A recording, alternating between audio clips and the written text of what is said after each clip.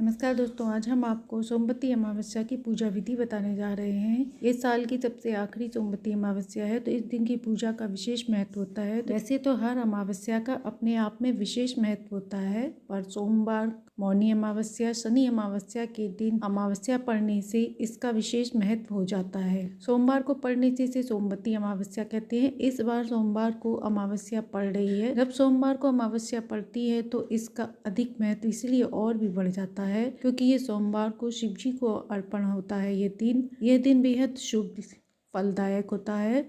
सुहागिन महिलाओं के लिए ये अमावस्या अखंड सौभाग्य देने वाली होती है। वैसे हर महीने में अमावस्या पड़ती है, पर सोमवार को अमावस्या कम ही पड़ती है।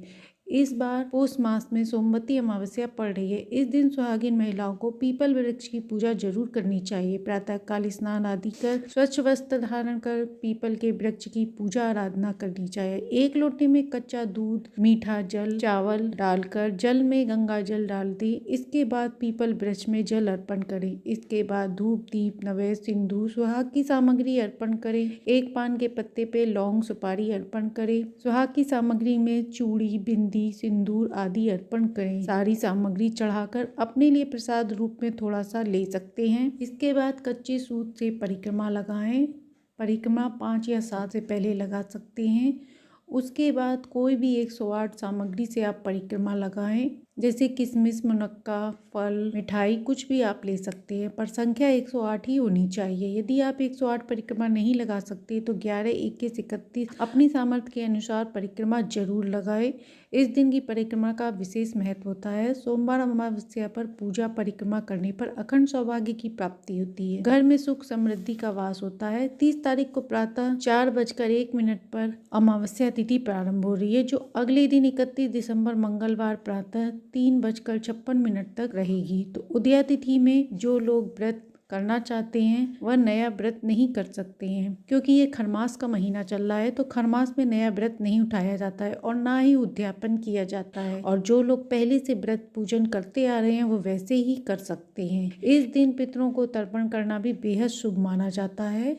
इस दिन की पूजा का विशेष महत्व इसलिए भी होता है, इस दिन श्री हरि और शिव जी की पूजा का भी विधान है। इस दिन इनको गंगा जल, कच्चे दूध, पंचामृत से अभिषेक करना चाहिए, जो बेहद पुण्यदायी व फलदायी माना गया है। इस दिन दान पुण्य का भी विशेष महत्व होता है। इस दिन भगवान विष्णु जी के साथ तुलसी जी का पूजन भी जरूर करना चाहिए। शाम को दीपदान जरूर करना चाहिए। इस दिन खीर का प्रसाद भोग में अवश्य चढ़ाएं। ऐसा करने पर चंद्रमा मजबूत होते हैं। इस दिन जलाशय पे दीपदान करना बेहद शुभ होता है। नदी, तालाब, पोखर, कुएं, बावड़ी आदि पर भी दीपदान कर सकते हैं। दान में चावल, ऊनी वस्त्र, दक्षिणा सहित किसी जरूरतमंद को या पंडित को दान कर सकते हैं। दान करने से पितरों की भी कृपा प्राप्त होती है, सुख सौभाग्य में वृद्धि होती है। यदि घर के आसपास कोई पीपल का वृक्ष न मिले तो आप तुलसी पूजन करके भी पूरा विशेष लाभ उठा सकते हैं। जैसे पीपल वृक्ष की पूजा करते हैं, 108 परिक्रमा करते हैं, वैसे ही आप तुलसी पूजन भी कर सकते हैं। तुलसी जी की 108 परिक्रमा कर पूरा फल प्राप्त कर सकते हैं। इस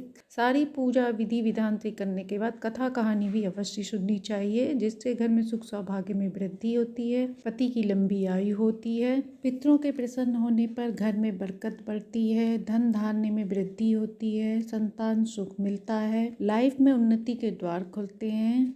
इस दिन स्नान, दान, जप, तप सब अक्षय होता है। अक्षय यानी जो कभी क्षय न हो, क्षय यानी जिसका कभी नाश न हो। जैसे जब कोई स्वर्ग जाता है, जब तक पुण्य रहता है तब तक वहाँ रहता है, जब पुण्य खत्म हो जाता है तो वहाँ से भगा दिया जाता है। उसी तरह इस दिन का पुण्य कभी खत्म नहीं होता। इस दिन जो भी दान पुण्य करेंगे वह सब अक्षय हो जाएगा। इस दिन मौन रहकर स्नान करने पर 100 गुना गोदान फल का प्राप्त होता है। स्नान के पानी में कच्चा दूध या थोड़ा सा दही डालकर स्नान करें। इस दिन स्नान सूर्योदय से पहले हो या सूर्योदय के समय हो, इस बात का ध्यान रखना चाहिए। इस दिन तुलसी जी के पास 108 परिक्रमा कर घी या तिल के तेल का दीपदान जरूर करना चाहिए, जिससे घर की दरिद्रता धीरे धीरे दूर होती है।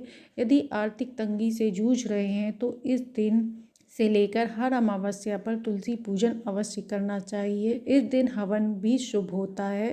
तो हवन भी अवश्य करना चाहिए। तो ये थी सोमवती अमावस्या की विशेष जानकारी। तो साल की आखिरी सोमवती अमावस्या पर विशेष लाभ उठाएं। जानकारी अच्छी लगी हो तो लाइक एंड सब्सक्राइब करें।